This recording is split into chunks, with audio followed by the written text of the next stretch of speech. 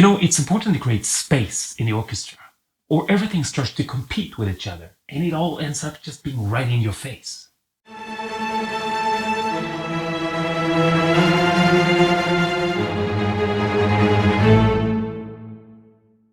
Hi there, this is Sam with Second Tier Sound. Really nice to see you here.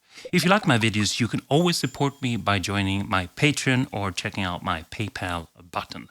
So let's get on with today's video.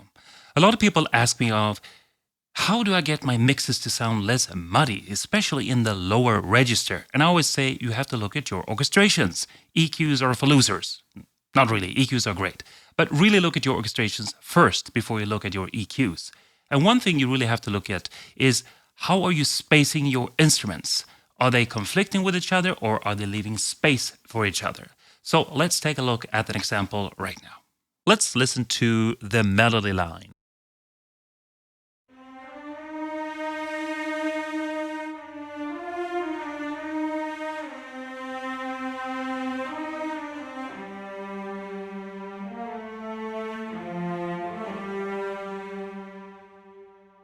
I actually chose the cello for several reasons. The first one is I really like it. It has a very warm, tender quality, and when you play it a little bit higher up, it tends to become really emotional.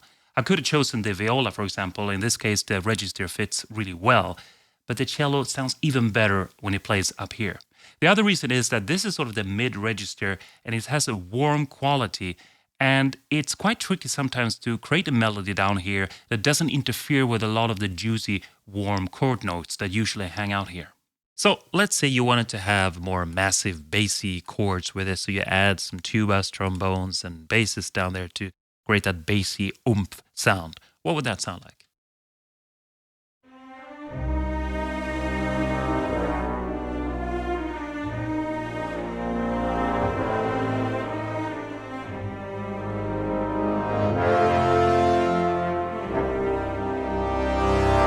So this is not a disaster by any means, but I hope you paid attention to the cellos. They have to be playing quite loudly, and towards the end, the melody kind of disappeared. And also, it's worth mentioning that the brass was holding back quite a bit. So let's look at a few examples on how you can make sure that the melody doesn't disappear, that it's quite easy to hear it no matter what. Let's start with, for example, if you have just the cellos. If you wanted some bass, bass's pizzicato is a great way to add bass. They're playing an octave lower and also quite a subtle sound. So it will give you some harmony or some structure, but it wouldn't interfere with the melody at all.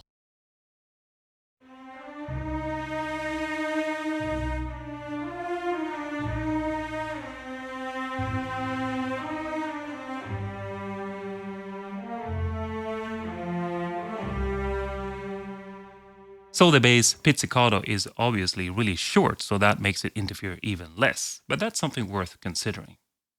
So what could you do if you wanted to have more harmony then? Well, the most obvious thing is to create a part that is playing higher up. So let's add some violins, a three-part harmony that's playing above the cello.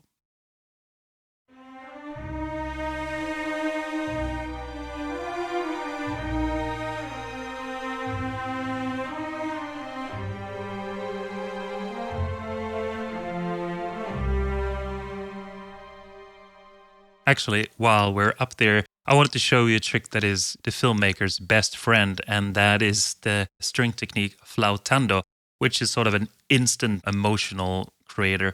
Let's just lower the cellos a little bit and listen to this.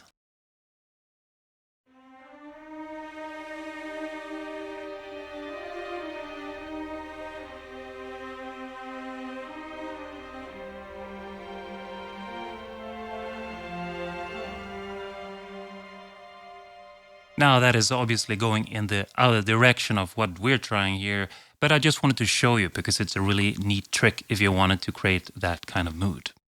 But let's see here what we can do. So we have the cellos again, we have the bass pizzicato, we've added some violins there.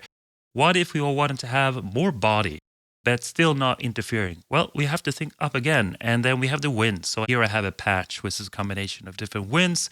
They're also playing a three-part harmony. And as you can see, it will be more body to the music, but still not interfering at all with the melody.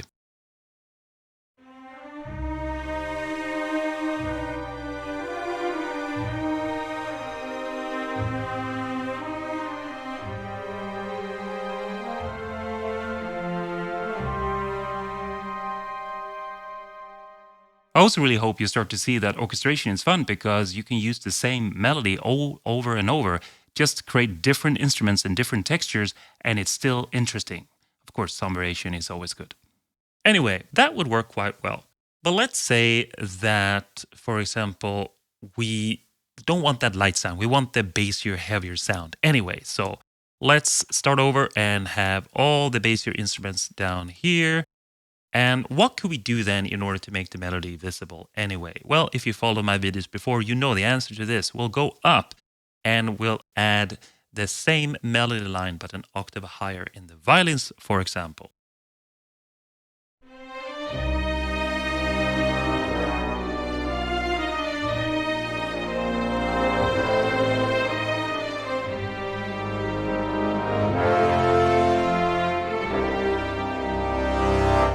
Now the melody stands out quite easily on its own, and somebody might say, well, I didn't hear the cello that well. Well, if I remove the cello, you will notice it. So sometimes it's not just about being completely visible, it's also adding a texture.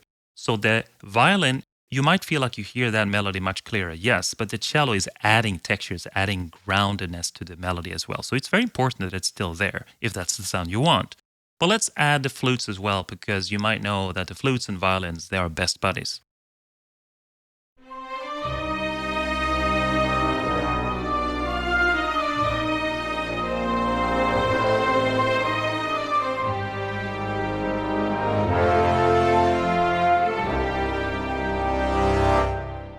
Right.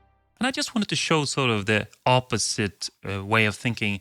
If we just had the upper register playing, let's say we have some winds playing, we have the flute playing the melody, and we can have some violins as well. Now, this example is not bad, it still works, but just pay attention to that the flutes, which are actually 3 flutes, that makes a difference, and they're playing quite loud here, they are still fighting a little bit against the other upper register instruments, even though this example works.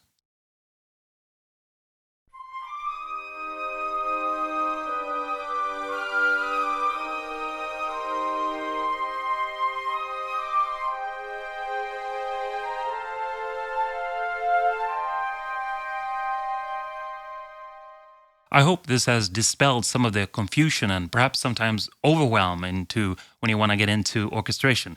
There's so much to do, right? So many instruments and so many choices. But here's one simple way to think of it. Either the supporting instruments are actually enhancing the melody, perhaps by doubling it up, perhaps by playing the same melody an octave above or below, so that you can hear the melody more or it gets stronger. Or the supporting instruments are out of the way. They're playing somewhere else that doesn't interfere with the melody. Now, this is obviously not a rule, but something to think about. So go out and try this, have fun with this, and perhaps listen to some good orchestrators, like Ravel, for example, who had a lot of fun with his orchestrations.